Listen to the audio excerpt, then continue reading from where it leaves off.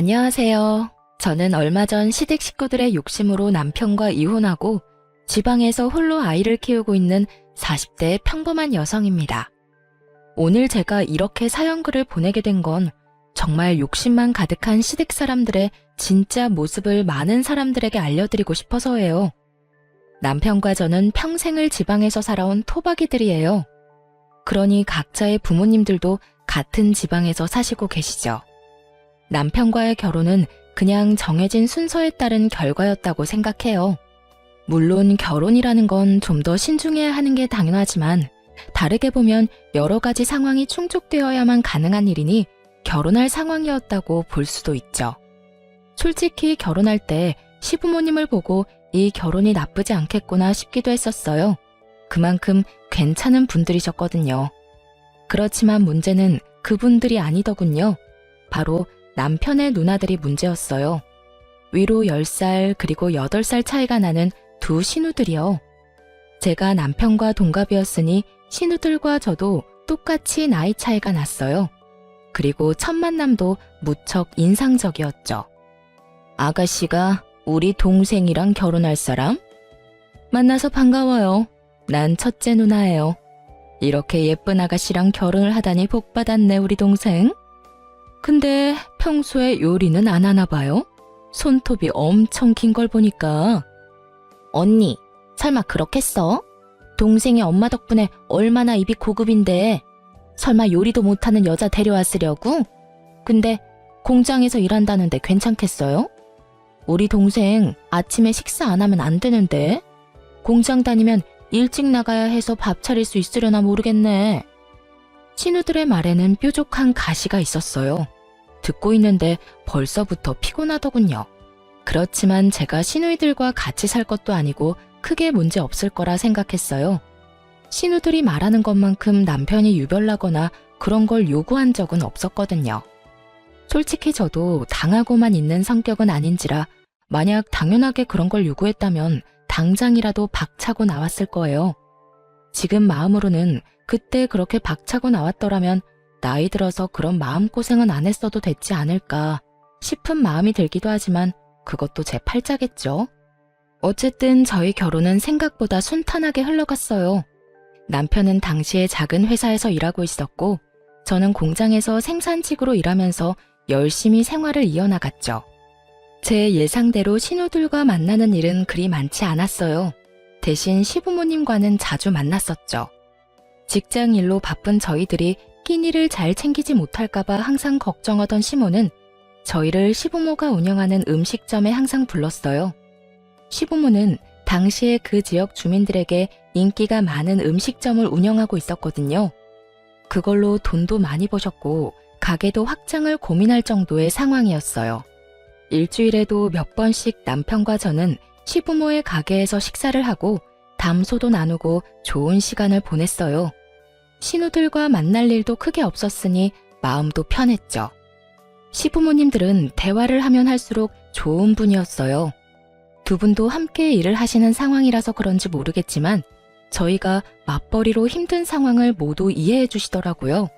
그리고 저희 결혼 후에 시부모님 가게도 본격적으로 입소문을 타기 시작하면서 바빠지기 시작했어요. 그래서 밥 먹으러 가는 것도 굉장히 죄송스러울 때도 있었거든요.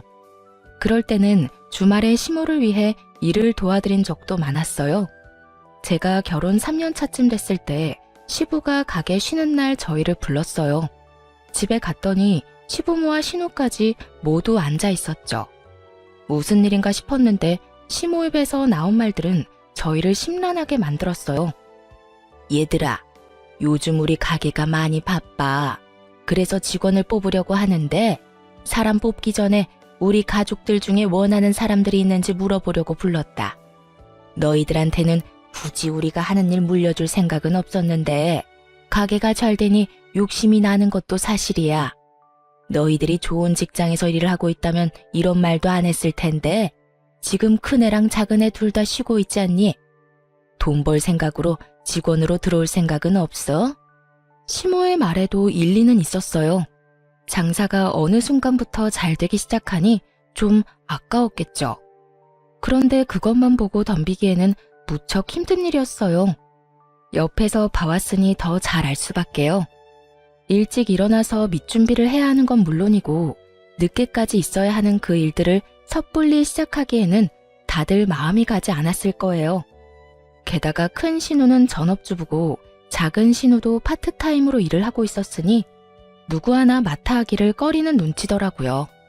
저는 생산직으로 일하고 있으니 해당 사항 없다고 생각해서 저는 그냥 가족회의에 참석하는 느낌으로 듣고 있었어요. 엄마 마음은 이해하는데 굳이 그렇게까지 해야 돼요? 그래봐야 조그만한 가게고 잘 돼봐야 거기서 거기지. 그리고 나는 엄마도 알다시피 박서방이 좀 예민하잖아.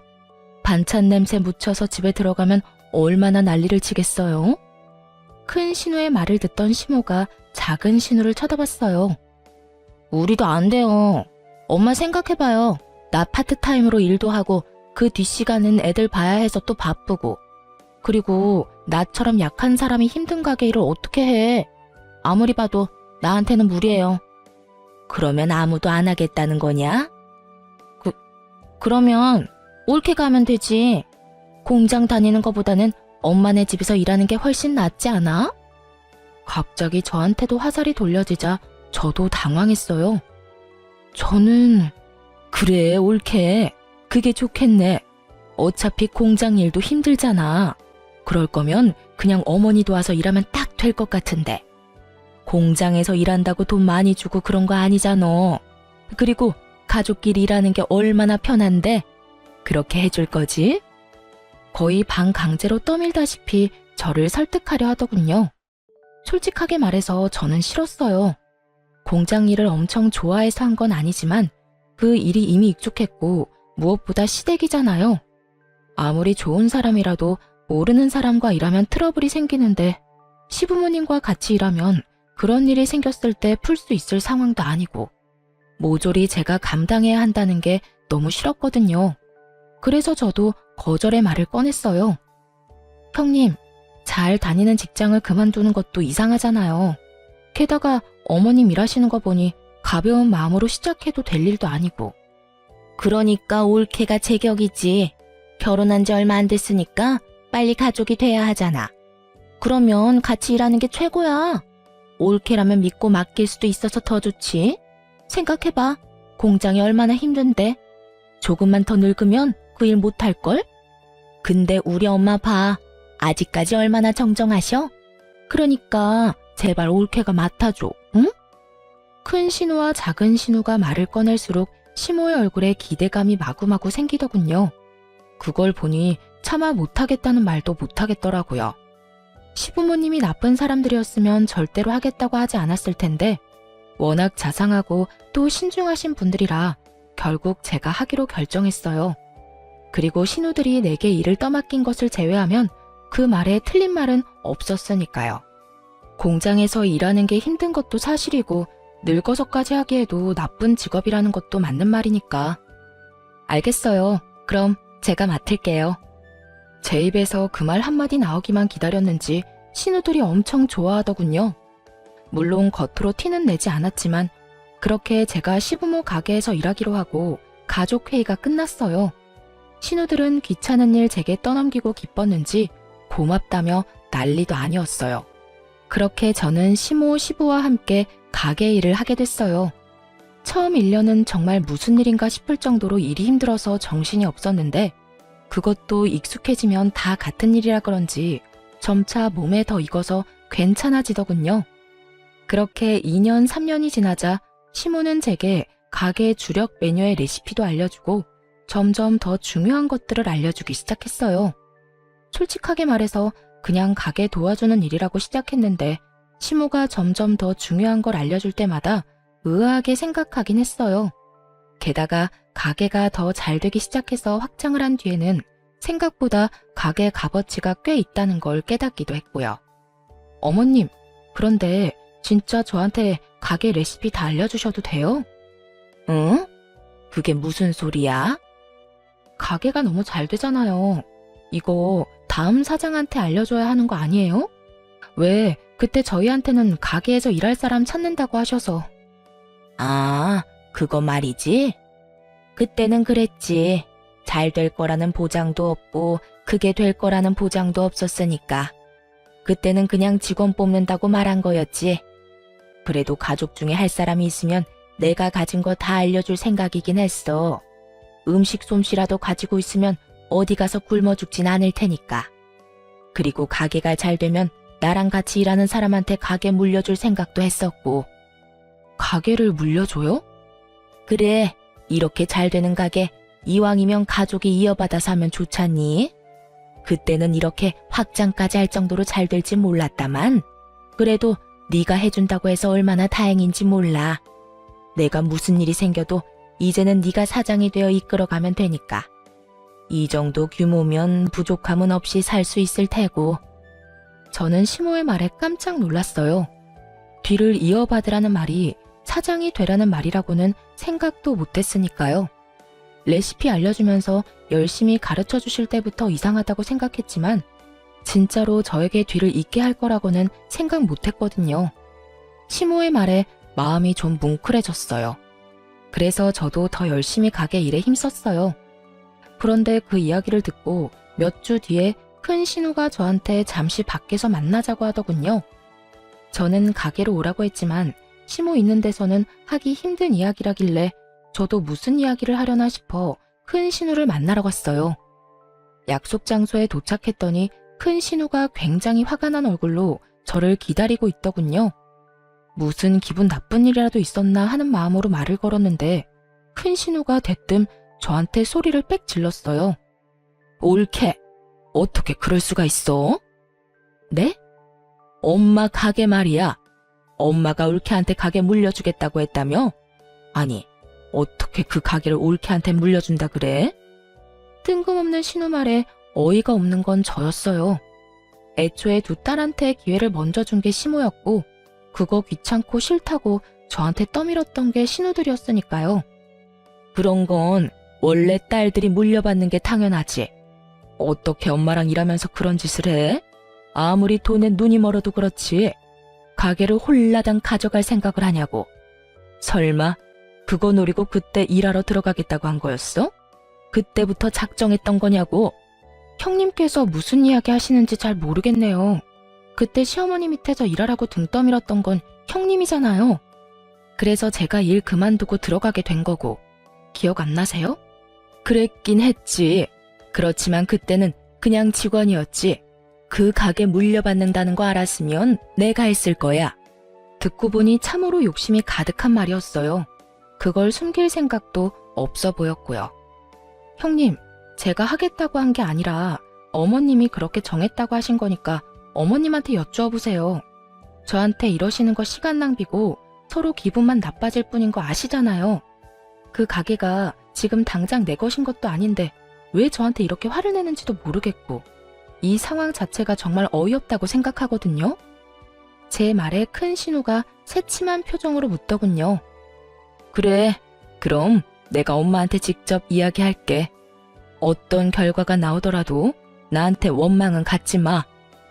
큰 신우가 그 자리에서 시모에게 전화를 걸었어요. 스피커폰으로 전화를 거는 걸 보니 제 딴에는 시모가 딸한테 사장 자리를 물려줄 거라고 철석같이 믿고 있는 것 같더군요. 그렇지만 그렇게 될 리 없다는 걸 저는 잘 알고 있었어요. 여보세요? 네가 웬일이냐 이 시간에? 엄마, 다른 게 아니라 하나 물어보려고 전화했어요. 혹시 올케 말고 나한테 가게 물려줄 생각은 없어요? 올케가 엄마 밑에서 열심히 일한 건 아는데 그래도 사업은 피부치랑 해야지 며느리가 무슨 말이야. 그러다 걔네 이혼하면 어차피 남인데. 그러니까 내가 대신 들어갈게요. 지금이라도 배우면 되잖아요. 선 넘는 발언도 서슴없이 하는 큰 신우를 보며 저는 고개로 쯧쯧 혀를 찼어요. 왜냐면 저는 시모가 무슨 생각을 하는지 정확하게 알고 있었거든요. 음식점 사장이 애들 장난질이야? 가게 사장이 될 기회를 걷어찬 건 너희들이었어. 그런데 이제 와서 뭐? 나는 가게 소중하게 생각 안 하는 너희들한테 내 가게 맡길 생각 없다. 그리고 네가 가게에 대해서 뭘 알아? 여태껏 엄마 가게에 와서 도와준 적도 한 번이 없는 것이 무슨 가게 일을 넘겨받겠다고 난리야. 바쁘다는 동안 와서 도와준 건 네 올케뿐이었으니 가게는 며느리한테 물려주는 게 당연한 일이야. 네 아버지도 그렇고 나도 그렇고 며느리를 예비 사장으로 이미 확정했으니 다음부터 이런 일로 시끄럽게 굴지 마. 냉정한 시모의 말에 놀란 건 큰 신우였어요. 큰 신우는 시모가 딸이 아닌 며느리에게 가게를 물려준다는 게 도통 이해가 되지 않았나 보더라고요. 시모 성격을 전혀 생각지 못한 거였죠. 제가 옆에서 일하며 지켜본 바로는 성실한 자세, 책임감, 가게에 대한 관심, 딱 이 세 가지가 예비 사장의 덕목이었거든요. 가족 회의에서 모든 가족이 모인 상태에서 이야기를 꺼낸 것도, 일부러 예비 사장 이야기를 꺼내지 않은 것도 모두 시모의 계획이었어요. 관심도 없는 사람에게 자리를 물려줘서 파산에 이르게 하느니 차라리 관심 있는 사람을 지원해줘서 가게를 잘 유지하고 싶었던 거죠. 그걸 모르고 그저 혈연이라는 이유만으로 가게 사장 자리를 탐낸 큰 신우가 시모에게 한 소리 듣는 건 당연한 순서였고요. 엄마, 앞으로 잘하면 되잖아. 옳게도 하는 걸 내가 못할 리도 없고. 그 문제가 아니라고 했지? 이미 며느리한테 가게 비법 다 알려줬으니 내 손 떠난 일이야. 그러니까 너도 더 이상 관심도 없는 가게 일에 관심 끊어. 하라고 할 때는 언제고 난리를 치더니만 왜 이제 와서 아깝냐? 그런 욕심 가득한 마음으로 가져갈 수 있는 게 아니다. 결국 제 앞에서 시모에게 망신당한 신우는 저를 한번 째려보더니 휙 돌아가 버리더군요. 저는 떠나는 큰 신우 등을 보며 상냥하게 말했죠. 살펴가세요, 형님. 멈칫하더니 돌아선 큰 신우 얼굴에 짜증이 가득하더군요. 그 뒤로 큰 신우는 가게에 대한 이야기를 한 적은 없지만 그 외의 일로 저를 타박하기 시작했어요. 눈에 가시처럼 여기는 게 고스란히 보였죠. 제가 아무 반응 없이 받아줬더니 선을 넘더라고요. 옳게도 참 너무하지. 욕심이 아무리 많아도 이러는 건 아니지 않아? 다들 그렇게 생각 안 해? 막말로 그 가게가 어째서 피 한 방울 안 섞인 며느리 손에 들어가야 하냐고. 다른 가족들이 모두 있는 곳에서 그렇게 말했다가 결국 시모 귀에 그 이야기가 흘러들어갔어요. 큰 신우가 저를 돈 욕심내는 나쁜 며느리라고 소문내고 다니는 바람에 시모가 화가 많이 났죠. 사실대로 말하자면 큰 신우가 저한테 나쁘게 하도록 일부러 놔뒀어요. 제가 아무 반응 없으면 저를 더 열받게 하려고 선을 넘을 테고 그걸 시모 귀에 들어가도록 적당히 상황만 만들면 시모의 분노가 더 클 테니까요. 저는 열심히 제 일만 하면 될 일이었죠. 저는 이런 이야기를 들으면 시모가 큰 신우로 혼낼 줄 알았거든요. 그런데 그게 아니었어요. 큰 신우가 제 험담을 한다는 이야기를 듣고는 오히려 제게 찾아와 아예 다른 일을 하셨어요.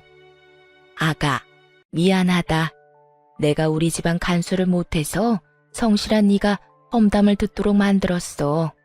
이게 다 내가 어정쩡하게 일을 처리한 탓이니 내가 다 책임지고 처리하마. 어머님, 그런 말씀 마세요. 그 어디에도 어머님 잘못은 없어요. 어머님이 저한테 얼마나 잘해주셨는데. 제가 괜찮다고 말했지만 시모는 강경하게 말하더군요. 내가 서류는 이미 다 정리해놨다. 가게 공동대표로 이름 올리는 일이야. 도장만 찍어라. 그러면 앞으로 네가 돈에 욕심이 있네 마네 하는 말들은 들리지도 않을 게다. 대표가 가게 운영하는데 쥐들이 뭔 상관이겠니? 가게 와서 창문 하나 닦아보지도 않았던 것들이 입으로만 가게 위하는 척하는 걸 듣고 있으려니 괘씸해서 도저히 안 되겠어. 시모와 함께 가게 공동대표를 제안하시더군요. 결국 거의 반강제로 저는 시모 가게 공동대표가 됐죠. 어차피 그렇게 될 수순이긴 했지만 미리 넘겨주는 일도 쉬운 일은 아니었을 거예요. 피부치들이 살아있는데도 저한테 주겠다고 한 건 큰 마음을 먹은 거였겠죠. 제가 일을 형편없이 했거나 요령이나 피웠다면 아마 주시지 않았을 거예요. 그렇게 시모와 제가 공동대표가 되고 시모가 그것을 가족들에게 모두 이야기하면서 큰 신우는 저에 대해 그런 말을 더 이상 못하게 됐어요. 시모가 결정한 일에 입을 댔다가는 시모의 분노만 살 일이었으니 말이죠. 그렇게 가게 일도 마무리됐고 그 사이에 안 좋은 일들도 몇 있긴 했지만 그럭저럭 잘 지냈어요. 더 이상 신우들과 문제가 생길 거라고는 생각도 안 했죠. 가게 문제가 어찌됐든 명확히 끝나버렸으니까요. 그런데 갈등은 돈뿐만이 아닌 곳에서도 생겨나더라고요. 결혼한 지 10년쯤 되니 저도 40이 넘었고 시부모님 나이가 70의 끝을 바라보고 계셨어요. 언제까지나 정정할 거라고는 생각도 안 했지만 두 분 다 워낙 일하시는 걸 좋아하시고 또 건강도 잘 챙기셔서 아플 일은 없을 거라 생각했어요. 그런데 겨울 새벽부터 출근한 시부가 뇌졸중으로 병원 신세를 지게 됐어요. 밑준비를 위해 일찍 갔었는데 저와 시모가 없었다면 뇌졸중이 더 심해져 생명을 장담 못했을 수도 있다고 하더군요. 그래서 편마비가 생긴 시부로 인해 저희 부부와 시모는 매우 바쁜 생활을 보내야 했어요. 시부가 연세가 있어서 힘든 일은 못했지만 그래도 가게 돈 계산이나 서빙 같은 건 조금씩 도와주셨거든요. 그런데 그런 시부께서 아파서 병원에 입원해 있으니 누구라도 간병을 해야 했어요. 저와 남편 시모가 번갈아 가며 병원을 오가야 했죠. 그런데 힘든 일은 언제나 몰려오는 건지 친정엄마에게 온 연락은 저를 더 우울하게 만들었어요. 딸, 어쩜 좋아. 너희 아버지 계단에서 떨어졌어. 허벅지 뼈가 부러져서 수술해야 된다는데 빨리 좀 와줘, 응? 정말 청청병력 같은 소리였어요. 제가 외동딸이었기 때문에 어머니 말고는 도와줄 사람도 없었죠. 어쩔 수 없이 저는 시모에게 제 사정을 설명했어요. 그런데 시모도 남편도 그날따라 일이 있어서 안 된다고 하더군요. 저희 셋 다 간병을 하니 어쩔 수 없이 간병 안 하는 날은 밀린 일을 처리하곤 했거든요. 두 사람 다 미리 잡아놓은 약속이 있어 시모가 한 가지 좋은 생각을 떠올렸죠. 둘째야, 너 오늘 하루만 아버지 병간호 좀 하거라. 너 아버지 아프고 나서 한 번도 병간호 한 적 없지 않니? 앞으로 해달라고 안 할 테니 네가 오늘만 좀 봐줘. 시모 요구에 작은 신우도 별말 없이 따르는 듯 보였어요. 그렇게 저는 친정아버지 수술할 때 직접 병원에 갔고 놀란 친정어머니를 달래며 각종 보험을 알아봤어요. 그리고 저녁에 완전히 정신적으로 녹초가 되어 집에 돌아왔죠. 그런데 저녁 9시쯤에 작은 신우에게서 전화가 왔더군요. 저는 감사 인사라도 해야겠다 싶은 마음에 전화를 받았어요. 옳게, 어떻게 이럴 수가 있어? 어떻게 시어머니를 시켜서 자기를 나한테 떠넘겨? 그게 어디서 배워먹은 짓이야? 일이 있더라도 나한테 맡길 일이 아니지. 옳게도 며느리가 아니라 가족인데. 전화 받자마자 화내는 작은 신우의 목소리를 들으며 저는 한숨을 푹 쉴 수밖에 없었어요. 아, 형님. 저도 병간호 빼고 싶어서 뺀 게 아니에요. 친정아버지 대퇴골이 부러져서 수술을 해야 한다는데 그럼 어떻게 해요? 아시잖아요. 저는 외동이라 저희 집에 어머니가 의지할 만한 곳이 없어요. 그리고 형님, 아버님 안 보고 싶으셨어요? 간병이 아니라 아버님 얼굴 보는 자리라고 생각하시면 될 일을. 너 지금 나한테 가르치니? 어이가 없어서? 너만 바빠? 나도 바빠. 나도 우리 시부모님 수발 들기 바빠서 몸이 나만하질 않아. 결혼하면 출가 외인이고 각자 집안 챙기는 거지. 왜 남한테 피해 줘가면서까지 일을 떠넘겨? 정말 듣고 있으니 화가 다 나더군요. 시모가 이야기 꺼냈을 때는 그렇게 하겠다며 아주 공손하게 말 듣는 척 해놓고 결국 일 끝나고 저한테 전화해서 화풀이라니. 한마디 더 하려다가 어차피 말도 안 통한다 싶어서 네네 하고 전화 끊었어요. 다음에는 간병인을 고용해서라도 작은 신우는 절대 부르지 않겠다 다짐까지 했죠. 그런데 그 전화 받은 다음 날 작은 신우가 시부 입원한 병원 근처에 있는 어느 상가 빌딩에서 나오는 걸 봤어요. 그런데 그 빌딩은 1층이 뽑기 가게에 위로는 헬스장, 사교 댄스 학원만 있었거든요. 계단을 타고 오르는 걸 보니 헬스장 아니면 사교 댄스장인데 헬스장은 그날 정기적으로 문을 닫는 날이더라고요. 그걸 알고 나니 참 어이없었죠. 시부모 수발 들어야 한다는 사람이 사교 댄스장이나 들락날락거리고 있었으니 게다가 자기 아버지가 아파서 병원 신세를 지고 있는데 그놈의 사교 댄스를 가고 싶었는지 참 열불이 나더군요. 제가 말해봐야 백날 소용없는 짓이고 작은 신우가 귀담아 들을 것 같지도 않아서 속으로만 혀를 차며 조용히 집으로 돌아왔어요.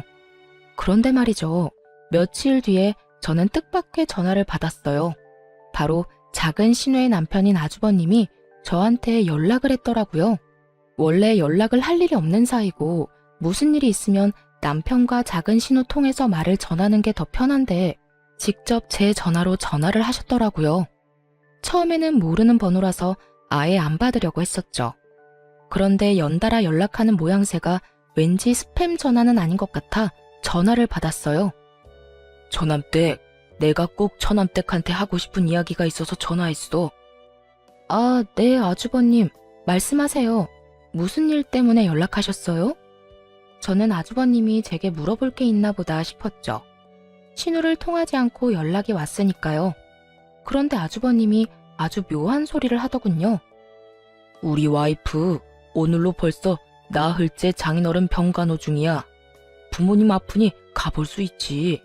하지만 그렇다고 해서 우리 부모님도 힘든데 와이프가 자기 친정에만 매달리는 것도 좀 아니지 않겠소? 그리고 장인 댁에는 자식이 셋이나 되잖나. 그러면 간병도 나눠서 해야 맞는 거고. 우리 쪽은 얼마 전에 형님 돌아가시고 나 혼자라 힘든데. 전 당황했어요. 작은 신우는 딱 한 번 저 대신 대타로 뛴 이후에 한 번도 저를 도와준 적이 없었거든요. 그날 하루를 제외하고는 여전히 시모와 남편 제가 번갈아 가며 간병을 하고 있었는데 이런 이야기를 들으니 어이없죠. 저남댁이 얼마나 힘든지는 나도 아네. 그렇지만 그렇다고 내 아내를 그렇게 오랫동안 붙잡아 놓으면 어떡해? 와이프가 친정아버지 병간호 때문에 시어머니 병간호까지는 힘들다면서 지금 며칠 동안 그쪽으로만 출퇴근하잖아. 잠시만요, 아주버님. 뭔가 잘못 알고 계신 것 같은데요. 작은 형님께서 아버님 간병하신 건 하루뿐이에요. 그 뒤로는 와보지도 않으셨어요. 일주일에 딱 한 번 오시기는 하시는데 1시간도 안 돼서 가시고요. 뭐? 그게 사실이야? 네. 못 믿으시겠으면 어머님이랑 남편한테 전화해보세요. 다들 당번 정해서 시아버지 간병 중이고 안 되는 날에는 따로 형님들께 부탁드리는데 여태 저만 딱 한 번 부탁했을 뿐이에요. 남편에게는 친정아버지 간병 간다고 숨기고 열심히 유희를 즐기고 있었던 작은 신우의 대담함에 놀라기도 했어요. 저는 이 기회를 놓치고 싶지 않았어요. 분명히 작은 신우를 혼쭐을 내줄 수 있는 절호의 기회였죠. 아주버님, 제가 말씀드리기 좀 조심스러운 일이 있는데요. 사실 아버님 병원 근처에서 작은 형님을 뵌 적 있었어요. 그게 사교 댄스 학원을 다니시던데요. 사교 댄스? 충격을 받은 아주버님은 아무 말도 못하더군요. 어딘지 알려드릴까요? 한번 찾아가 보시면 될 것 같은데. 결국 아주버님의 성화에 사교 댄스 주소를 알려줬고 이틀 뒤에 난리가 났죠. 작은 신우가 아주버님한테 탈탈 털린 채로 시댁으로 왔거든요. 무슨 이야기인지는 말도 안 하고 저만 끊임없이 노려보더군요. 옳게. 어떻게 그럴 수 있어? 우리 남편한테 그런 말하면 내가 곤란해질 거라고는 생각도 안 한 거야? 남편이 나한테 얼마나 화가 났는데 왜 그런 쓸데없는 말을 해서 이 난리를 피워? 느닷없이 저에게 화를 내는 작은 신우를 보며 저는 억울하다는 표정으로 말했죠. 작은 형님, 제가 뭘 어떻게 했다고 이러세요? 저도 피해자예요. 아주버님이 저한테 전화와서 엄청 혼내시는데 그럼 제가 하지도 않은 일로 욕을 먹어야 한다는 뜻이에요? 그리고 제가 뭘 알려드렸던 그게 거짓말도 아니고 제가 본 그대로 말씀드렸을 뿐인데 저한테 이러시면 곤란하죠. 아니 이게 다 무슨 말이야? 도대체 뭐 때문에 박서방이 그렇게 화가 났어? 둘째 네가 말해봐라. 작은 신우는 시모 눈치를 보더니 입술을 꽉 닫아버리더군요. 시모가 작은 신우를 보더니 이번에는 저에게 눈빛으로 물어보더라고요. 저는 아는 그대로 말해줬죠.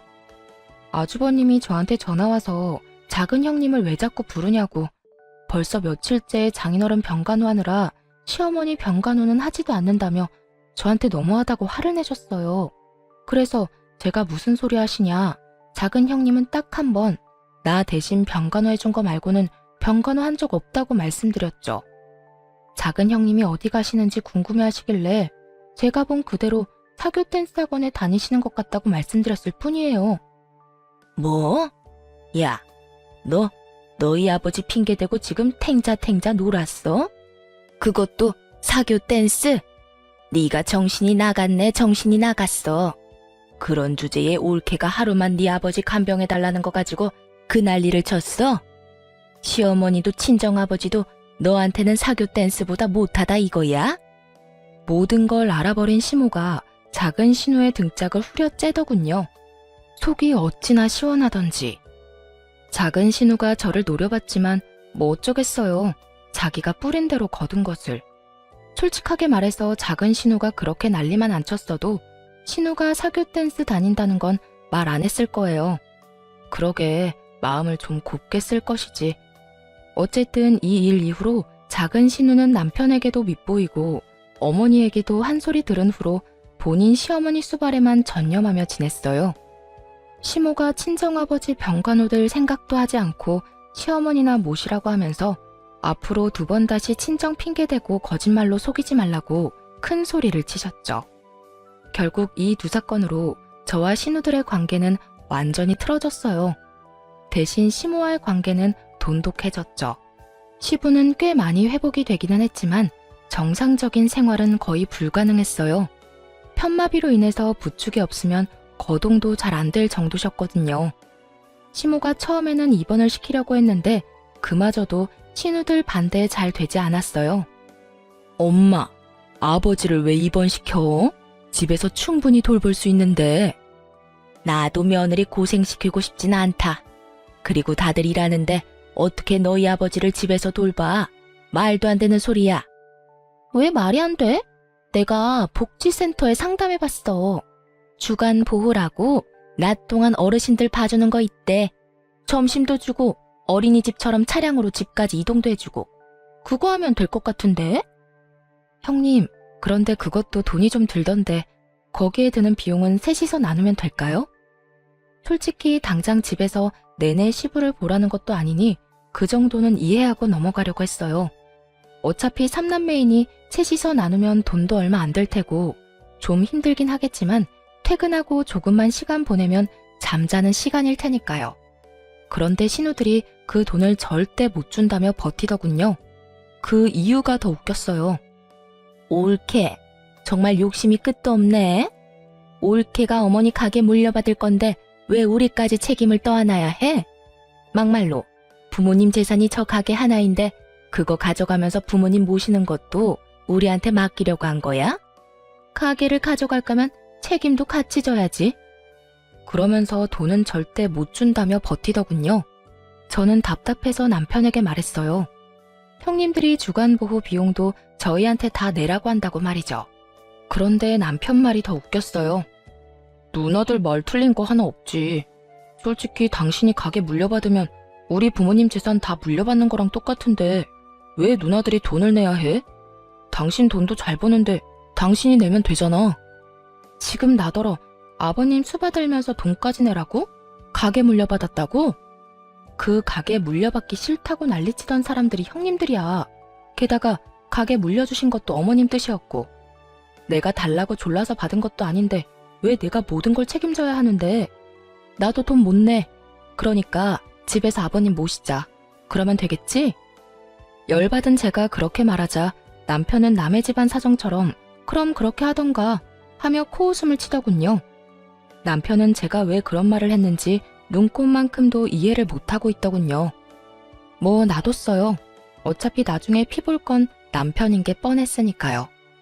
저는 남편에게 그렇게 말하고 시부를 집에서 돌보기로 했어요. 그리고 남편과 시모가 있는 앞에서 말했죠.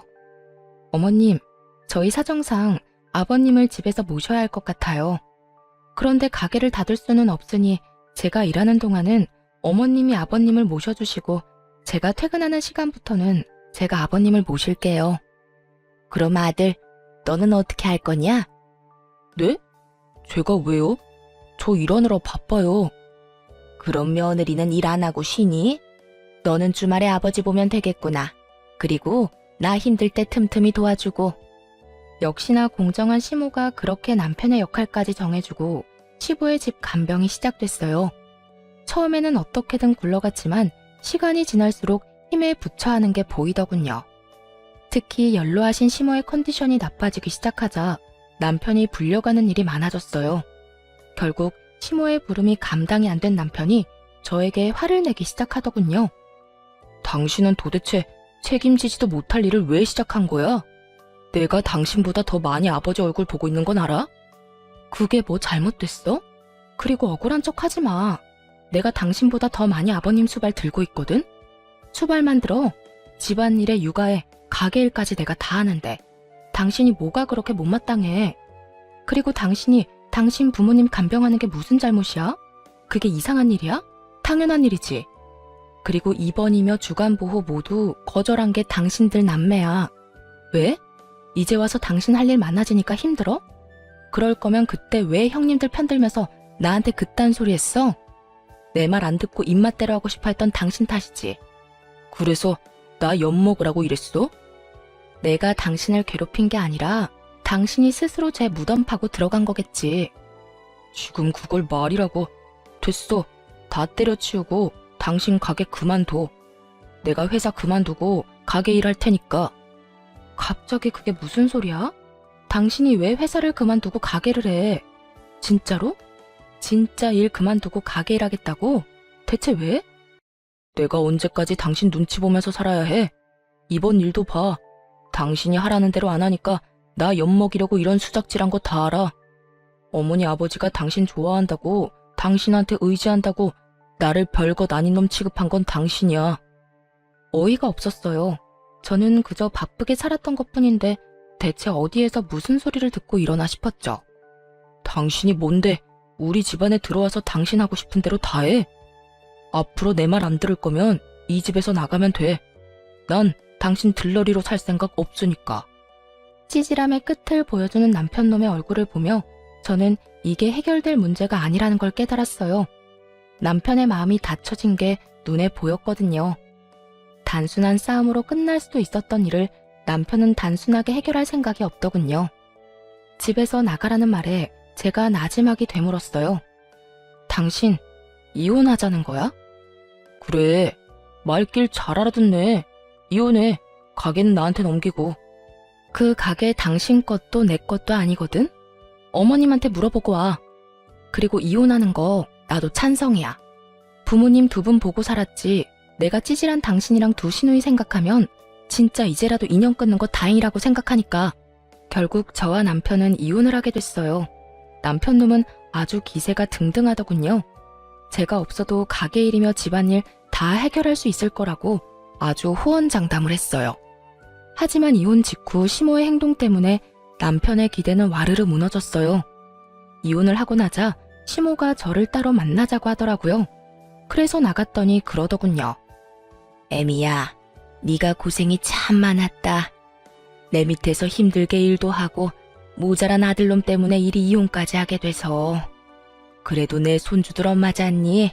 그러니까 내 가게 네가 온전히 가져가거라. 그걸로 애들 키우고 열심히 살아. 네가 해온 것들을 보니 너라면 충분히 그 가게 잘 살릴 수 있을 거야. 시모의 행동에 저도 당황했어요. 신우들 말처럼 제가 피도 한 방울 섞이지 않았는데 음식점을 고스란히 물려주겠다니. 그러지 않으셔도 돼요. 이미 이혼했는데 그런 것까지 받으면. 그만. 내가 너 좋으라고 주는 줄 아냐? 손주들 생각해서 주는 거야. 애들 데려가면서 가게까지 잃으면 어떻게 먹고 살 거야? 이혼을 했지만 손주들은 내 손주들이다. 그러니까 잔말 말고 받아. 우리는 그간 모아놓은 돈이 제법 되니 괜찮을 거다. 어떻게든 가게를 제 손에 들려주려는 시모 모습에 결국 고마운 마음으로 가게를 물려받았어요. 오로지 단독 대표가 된 거죠. 시모는 제게 가게를 넘기고 가게에 아예 나오지도 않으셨어요. 몇 번 전화통화를 하니 시부 병간호를 하고 있다더군요. 남편놈이 버는 돈으로는 간병인을 구할 수도 없고 신우들이 봐줄 사람들도 아니니 어쩔 수 없는 상황이었던 것 같아요. 그런데 그 이후로 시모와의 연락이 뚝 끊겼어요. 거의 1년 넘게 연락이 안 되다가 어느 날 갑자기 전 남편이 가게로 찾아왔더군요. 거들먹거리며 저한테 명령조로 말도 안 되는 말을 짓거리더라고요. 당신한테도 알려야 할 것 같아서 전화했어. 우리 어머니 치매 걸렸어. 아버지 병간호하다가 스트레스 많이 받으셨는 것 같아. 그래서 하는 말인데 당신 우리 어머니 좋아했잖아. 얘 가족의 정을 봐서라도 우리 부모님 좀 돌봐주면 안 되겠어? 가게 걱정은 하지 말고 그 가게 나한테 넘기면 다 해결될 일이니까. 당신은 부모님만 잘 돌봐주면 돼. 그러면 내가 월급으로 돈도 줄 테니까. 정신 나간 소리를 찍찍 해대는 전 남편의 목소리에 저는 코웃음이 다 났어요. 뭘 모르니 저렇게 용감하게 짖을 수 있는 거겠죠? 당신이 병간호하면 되지 왜 나한테 명령질이야? 부탁을 해줘도 들어줄까 말까 한 판에 뭐? 가게 넘기고 부모님이나 돌봐주라고?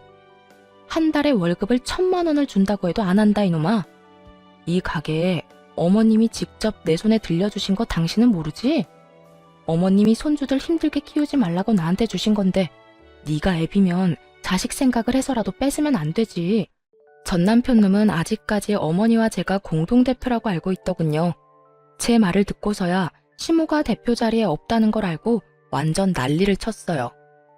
왜 이 가게가 당신 거야? 어머니가 진짜 당신한테 주신 거라고? 이건 뭔가 잘못됐어. 그건 우리 어머니 거라고. 가게 가져갈 생각이라면 꿈 깨. 이미 옛날에 명의도 나한테 이전됐고 대표도 나 혼자야. 당신이 가져갈 수 있는 건 하나도 없다고. 제 말에 충격을 받은 전 남편은 부러움에 배가 너무도 아팠는지 생떼를 쓰며 입에 담지도 못할 말들을 저에게 쏟아붓더군요. 그 욕을 들으며 저놈이 제 자식들 아빠라는 게 새삼 부끄러울 지경이었어요. 지금 상황이 어떻게 된 건지 당신이 몰라서 그래. 나 지금 부모님 두 분 다 내가 모시게 생겼거든? 그것도 돈도 한 푼 못 받고. 가게라도 있어야 이걸로 누나들을 어떻게든 부모님 수발 들도록 만들 수 있을 거 아니야. 참 대단한 아들이네. 나랑 이혼하고 신우들한테 시부 떠넘겼다며? 내가 모를 줄 알아? 결국 혼자 두 분 모시게 생겼네. 아주 효자야, 효자. 웃는 저를 바라보던 전 남편 표정이 아주 똥 밟은 것처럼 일그러지더군요. 아니, 근데 왜 이 가게에 그렇게 집착을 해? 시댁집 팔면 되잖아. 그걸로 돈 나오면 간병인을 구하던 요양원에 보내던 하면 되지. 그 집? 그거 이미 우리 누나가 담보대출 받아가서 깡통된 지 오래야. 그거 대출 받을 때도 내가 이 가게 하나 생각하면서 버텼는데 그게 언제 당신 앞으로 명의 이전이 되어 있었던 거냐고. 이게 전부 다 당신 때문이야. 저는 행패를 부리기 시작하는 전 남편을 경찰에 신고했어요. 그렇게 가게에서 쫓아내버렸죠. 재산이 필요할 때는 시부모와 며느리 사이 이간질하고 알랑방귀 끼어가며 남한테 대리호도 시키려던 자식들이 부모 아프니까 어떻게든 서로에게 떠넘기려는 모습을 보니 이 사람들과 가족의 연을 끄는 게 다행이라는 생각이 들었어요. 이혼을 안 했더라면 저만 더 힘들어졌을 테죠. 그 모습을 보니 시부모가 저한테 가게를 물려주려 한 것도 어느 정도 이해는 가더라고요. 시모에게는 자식이나 다름없는 가게인데 자식들 성정을 알고 있으니 오래가지 않아 헐값에 팔아버릴 거라는 걸 예상한 건지도 몰라요. 이들을 보면서 정말 간절하게 느낀 게 있다면 제 자식들만큼은 절대로 저런 짓 하지 않도록 교육을 단단히 시켜야겠다는 거였어요. 눈앞에 시기와 질투에 눈이 멀어 가족으로 받아들였던 이를 내쫓는 것도 모자라서 늙은 부모를 모시기도 싫어하는 사람들처럼 만들고 싶지는 않거든요. 그래도 다행인 건 이혼하고 힘든 상황에서 저희 아들, 딸 둘 다 의젓하게 잘 자라고 있다는 거겠죠.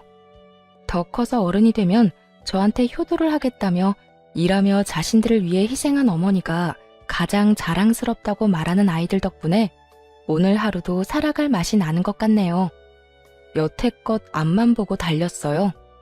목표라고는 그저 어떻게든 잘 살겠다는 막연한 것만 가지고 살았는데 이혼을 하고 나서야 현실적으로 와닿는 것 같아요. 집안을 지탱해야 하는 가장의 무게와 아이들을 잘 키워내야 한다는 엄마의 마음이 저를 더 노력하게 만든 것 같네요. 앞으로도 진심을 다해 아이들을 위해서 살 생각이에요. 글이 길어졌네요. 지금까지 제 사연 들어주셔서 감사합니다. 좋은 하루 되세요.